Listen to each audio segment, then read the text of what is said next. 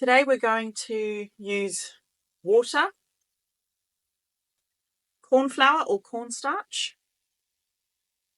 and we're going to mix it all together and make something called oobleck. So what you need is 2 cups of cornflour. Pop that in your container.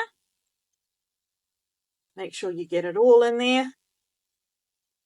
Then we need 1 cup of water. It's a good idea to use cold water rather than hot water. If you use hot water, you'll end up making glue rather than oobleck.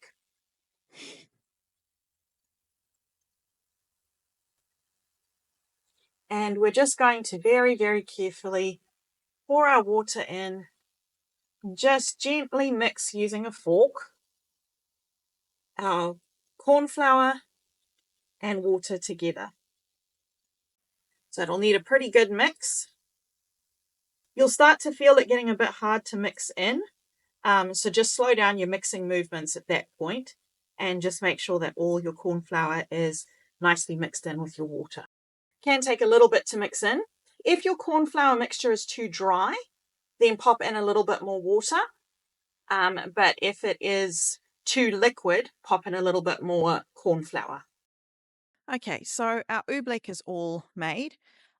So for those of you that don't know, oobleck is quite liquid, and it is almost runny.